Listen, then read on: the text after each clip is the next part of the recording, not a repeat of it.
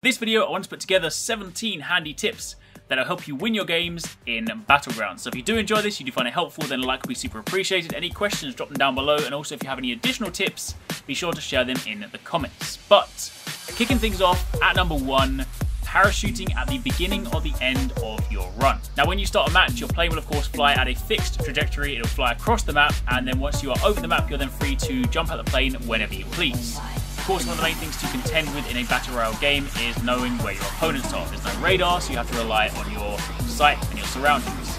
Now, if you drop in the very middle of the map, then you of course have to deal with people in a 360-degree circle. People could be absolutely anywhere.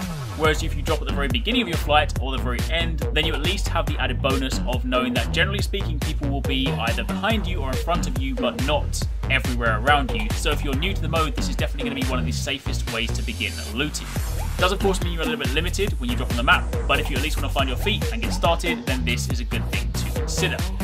However, for those of you guys that want to get the action as quickly as possible, moving on to number 2.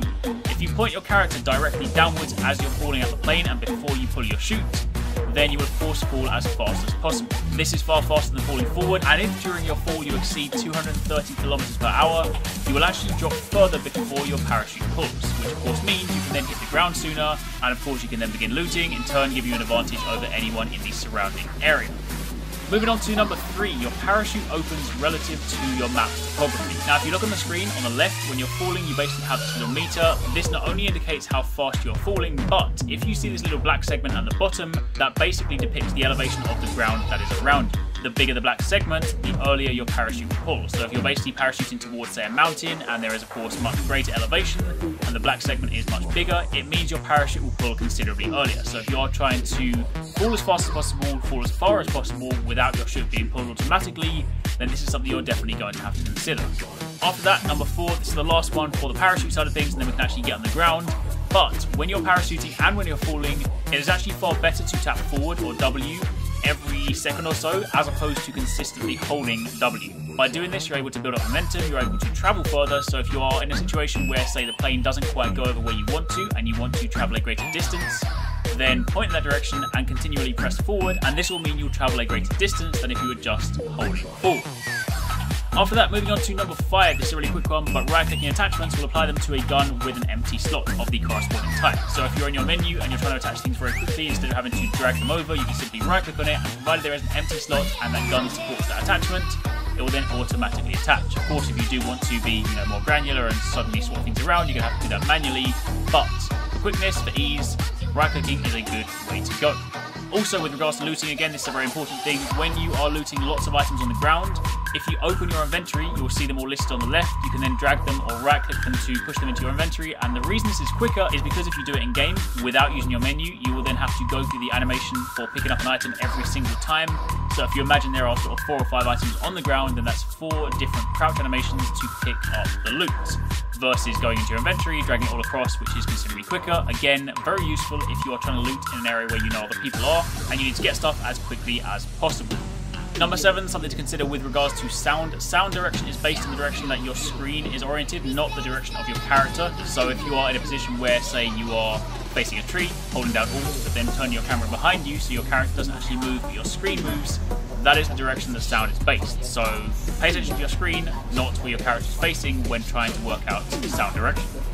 Number 8, while you're in third person, holding down right click to aim, you can then use Q and E to move the gun between your corresponding shoulders. So if you've ever been in a situation where you're on the other shoulder and you're not sure why, this is of course how you swap. But it's also useful if you're trying to go around corners and trying to peek and get the best vision, then this can be a very useful way to give you that little bit of extra visibility. Number 9, also while in third person, if you hold down right click, which is basically shoulder fire, if you see a red circle appear on a wall or the object that you're hiding behind, this means that your shot has been obstructed. So if you're sitting behind cover, trying to peek out and shoot a target, if you see that red circle when you're in shoulder mode, it means your shot will instead hit the cover in front of you, whatever you're hiding behind, and not where you are pointing. Number 10, an important thing to consider with regards to armor. Now, level 1, 2, and 3 armor pieces all provide you with the same defensive capabilities.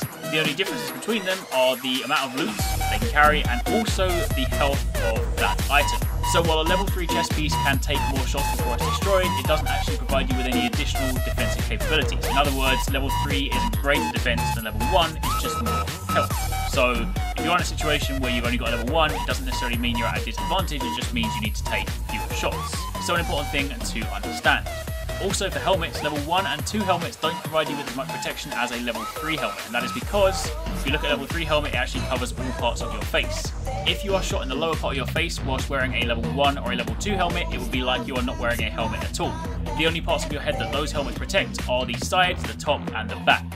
Meanwhile, a level 3 helmet protects you all the way around.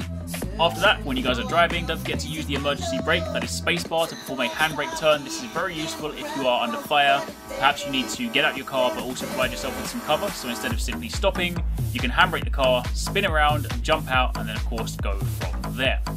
13, also whilst driving, vehicle boost should only really be used either to get up to max speed or to go up hills. Once you're at max speed, using the boost will not give you any additional speed, and it is just going to burn through fuel a lot quicker than if you're driving without it. So try and conserve fuel, especially if you're going to be doing a long journey, then make sure you are only using boost either up a hill or to get up to max speed if you had to drive from stopping. 14, for when you guys are using grenades, 5 will cycle between the different grenade types, so if you need to jump between smoke grenades, stun grenades and frag grenades, then pressing 5 will allow you to cycle. 15, also on the topic of grenades, whenever you see a red arc appear, that means that the grenade cook clock has begun, so don't just see this as an aiming arc, this is also a ticking time bomb, so the second you see that, you need to get ready to throw it. Don't hang on to it for too long, otherwise you'll end up dead. Almost there now, number 16, if you hold shift whilst aiming down sights with iron sights, hollow sights or red dot sights, not only do you hold your breath for more steady shots, but you also zoom in ever so slightly, making it a little bit easier to spot enemies.